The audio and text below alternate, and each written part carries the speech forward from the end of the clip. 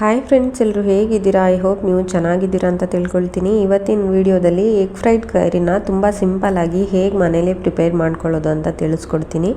ನನ್ನ ವಿಡಿಯೋನ ಯಾರಾದರೂ ಫಸ್ಟ್ ಟೈಮ್ ನೋಡ್ತಾ ಇದ್ದರೆ ಸಬ್ಸ್ಕ್ರೈಬ್ ಮಾಡ್ಕೊಳ್ಳಿ, ಪಕ್ಕದಲ್ಲಿರೋ ಬೆಲ್ ಐಕಾನ್ನ ಕ್ಲಿಕ್ ಮಾಡ್ಕೊಂಡು ಆಲ್ ಅಂತ ಸೆಲೆಕ್ಟ್ ಮಾಡ್ಕೊಳ್ಳಿ. ಕೊನೆವರೆಗೂ ವಿಡಿಯೋನ ಸ್ಕಿಪ್ ಮಾಡದೆ ನೋಡಿ.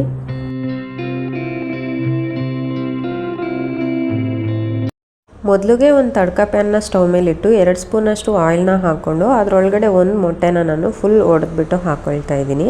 ಇದಕ್ಕೆ ಒಂದು ಸ್ವಲ್ಪ ಖಾರದ ಪುಡಿ, ಹಾಗೆ ಟೇಸ್ಟ್ಗೆ ಒಂದು ಸ್ವಲ್ಪ ಉಪ್ಪು, ಒಂದು ಸ್ವಲ್ಪ ಮೆಣಸು ಪೌಡರ್ನ ಆ್ಯಡ್ ಮಾಡ್ಕೊಳ್ತಾ ಇದ್ದೀನಿ. ಅಂದರೆ ಇದನ್ನ ಫ್ರೈ ಮಾಡಿದಾಗ ಕರೀಲಿ ಆ್ಯಡ್ ಮಾಡಿಕೊಂಡ್ರೂ ಕೂಡ ಟೇಸ್ಟ್ ಚೆನ್ನಾಗಿ ಬರುತ್ತೆ ಅಂತ ಹೇಳಿ ಇವಾಗ 2 ಸೈಡು ನಾನು ಇದನ್ನು ಫ್ರೈ ಮಾಡಿಕೊಂಡು ಎತ್ತಿಟ್ಕೊಳ್ತಾ ಇದ್ದೀನಿ. ಇದೇ ಥರ ಒಂದು 3 ಮೊಟ್ಟೆನ ನಾನು ಫ್ರೈ ಮಾಡಿ ಎತ್ತಿಟ್ಕೊಳ್ತಾ ಇದ್ದೀನಿ. ನೆಕ್ಸ್ಟು ಒಂದು ಫ್ರೈ ಪ್ಯಾನ್ನ ಸ್ಟವ್ ಮೇಲೆ ಇಟ್ಕೊಂಡು ಅದಕ್ಕೆ ಒಂದು 2-3 ಸ್ಪೂನಷ್ಟು ಎಣ್ಣೆನ ಆ್ಯಡ್ ಮಾಡಿಕೊಂಡು ಒಂದು 1/2 ಟೀ ಸ್ಪೂನಷ್ಟು ಸೋಂಪು, ಒಂದು ಅರ್ಧ ಟೀ ಸ್ಪೂನಷ್ಟು ಸಾಸಿವೆ, ಒಂದು ಪಲಾವ್ ಎಲೆನ ಆ್ಯಡ್ ಮಾಡ್ಕೊಳ್ತಾ ಇದ್ದೀನಿ.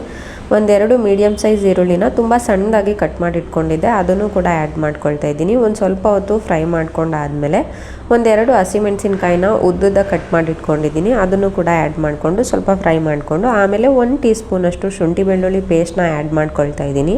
ನೆಕ್ಸ್ಟು ಶುಂಠಿ ಬೆಳ್ಳುಳ್ಳಿ ಪೇಸ್ಟು ಸ್ಮೆಲ್ ಹೋಗೋವರೆಗೂ ಒಂದು ಸ್ವಲ್ಪ ಹೊತ್ತು ಚೆನ್ನಾಗಿ ಫ್ರೈ ಮಾಡಿಕೊಂಡು 1-2 ಮೀಡಿಯಮ್ ಸೈಜ್ ಟೊಮೊಟೊನ ನಾನು ಚಿಕ್ಕ ಮಿಕ್ಸಿ ಜಾರಲ್ಲಿ ರುಬ್ಬಿಟ್ಕೊಂಡಿದ್ದೆ, ಅದನ್ನು ಕೂಡ ಆ್ಯಡ್ ಮಾಡಿಕೊಂಡು ಒಂದು ಸ್ವಲ್ಪ ನೀರನ್ನು ಕೂಡ ಆ್ಯಡ್ ಮಾಡಿಕೊಂಡು ಚೆನ್ನಾಗಿ ಇದನ್ನು ಫ್ರೈ ಮಾಡ್ಕೊಳ್ತಾ ಇದ್ದೀನಿ. ಒಂದು ಸ್ವಲ್ಪ ಹೊತ್ತು ಪೂರ್ತಿ ಈರುಳ್ಳಿ, ಟೊಮೊಟೊ, ಶುಂಠಿ ಬೆಳ್ಳುಳ್ಳಿ ಪೇಸ್ಟ್ ವಾಸನೆ ಎಲ್ಲ ಹೋಗೋವರೆಗೂ ಸ್ವಲ್ಪ ಹೊತ್ತು ಚೆನ್ನಾಗಿ ಫ್ರೈ ಮಾಡ್ಕೊಳ್ಬೇಕು. ಸ್ವಲ್ಪ ಹೊತ್ತು ಚೆನ್ನಾಗಿ ಫ್ರೈ ಮಾಡ್ಕೊಂಡಾದ್ಮೇಲೆ 1 ಟೀ ಸ್ಪೂನಷ್ಟು ಹಚ್ಚ ಖಾರದ ಪುಡಿ, ಒಂದು ಅರ್ಧ ಟೀ ಸ್ಪೂನಷ್ಟು ಗರಂ ಮಸಾಲ, ಅರ್ಧ ಟೀ ಸ್ಪೂನಷ್ಟು ಧನಿಯಾ ಪುಡಿ, ಹಾಗೆ ಒಂದು ಸ್ವಲ್ಪ ಅರಿಶಿನ, ರುಚಿಗೆ ತಕ್ಕಷ್ಟು ಉಪ್ಪನ್ನು ಆ್ಯಡ್ ಮಾಡಿಕೊಂಡು ಒಂದು ಸರ್ತಿ ಚೆನ್ನಾಗಿ ಫ್ರೈ ಮಾಡ್ಕೊಳ್ತಾ ಇದ್ದೀನಿ. ಈ ಥರ ಫ್ರೈ ಮಾಡ್ಕೊಂಡಾದ್ಮೇಲೆ ಸ್ವಲ್ಪ ಹೊತ್ತು ಚೆನ್ನಾಗಿ ಎಣ್ಣೆ ಬಿಡಬೇಕು. ಎಣ್ಣೆ ಬಿಡೋವರೆಗೂ ಫ್ರೈ ಮಾಡಿಕೊಂಡ್ರೆ ಮಸಾಲೆ ಎಲ್ಲ ಚೆನ್ನಾಗಿ ಇದರಲ್ಲಿ ಬೆಂದಿರುತ್ತೆ ಅಂತ.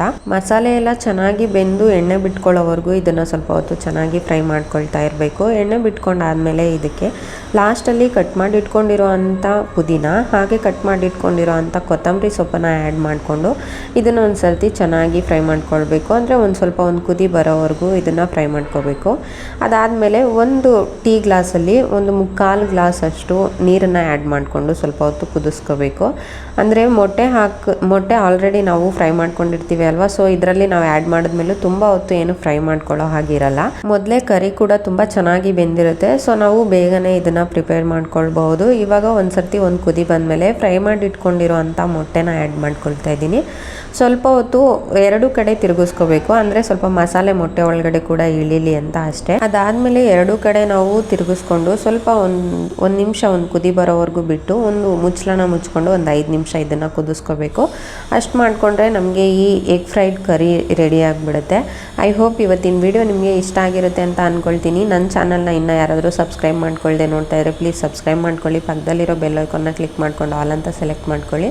ಆವಾಗ ನಾನು ಹಾಕೋ ಪ್ರತಿಯೊಂದು ವೀಡಿಯೋಸ್ ನೋಟಿಫಿಕೇಷನ್ ನಿಮಗೆ ಬರುತ್ತೆ. ಇವಾಗ ಚೆನ್ನಾಗಿ ಬೆಂದಿದೆ. ಲಾಸ್ಟಲ್ಲಿ ಕಟ್ ಮಾಡಿ ಇಟ್ಕೊಂಡಿರೋ ಅಂಥ ಕೊತ್ತಂಬರಿ ಸೊಪ್ಪನ್ನು ಆ್ಯಡ್ ಮಾಡಿಕೊಂಡು ಇದನ್ನು ನಾವು ಸರ್ವ್ ಮಾಡ್ಕೊಳ್ಬಹುದು. ಈ ಒಂದು ಎಗ್ ಫ್ರೈಡ್ ಕರಿನ ಚಪಾತಿ ಜೊತೆ, ದೋಸೆ ಜೊತೆ, ರೊಟ್ಟಿ ಜೊತೆ, ಹಾಗೆ ಬಿಸಿ ಬಿಸಿ ಅನ್ನದ ಜೊತೆ ಕೂಡ ನೀವು ತೊಗೊಂಡ್ರೆ ತುಂಬಾ ಚೆನ್ನಾಗಿರುತ್ತೆ. ನಾನು ರೈಸ್ ಜೊತೆನೇ ಸರ್ವ್ ಮಾಡ್ಕೊಳ್ತಾ ಇದ್ದೀನಿ. ಟೇಸ್ಟ್ ಅಂತೂ ತುಂಬ ಚೆನ್ನಾಗಿ ಬರುತ್ತೆ. ಇವತ್ತಿನ ವಿಡಿಯೋ ನಿಮಗೆ ಇಷ್ಟ ಆಗಿದ್ರೆ ಮರಿದೇ ಒಂದು ಲೈಕ್ ಮಾಡಿ. ಇದೇ ಥರ ಸಿಂಪಲ್ ರೆಸಿಪೀಸ್ಗೋಸ್ಕರ ನನ್ನ ಚಾನಲ್ನ ಮರಿದೇ ಸಬ್ಸ್ಕ್ರೈಬ್ ಮಾಡ್ಕೊಳ್ಳಿ. ಮತ್ತೆ ಸಿಗ್ತೀನಿ ನೆಕ್ಸ್ಟ್ ವಿಡಿಯೋದಲ್ಲಿ. Thanks for watching.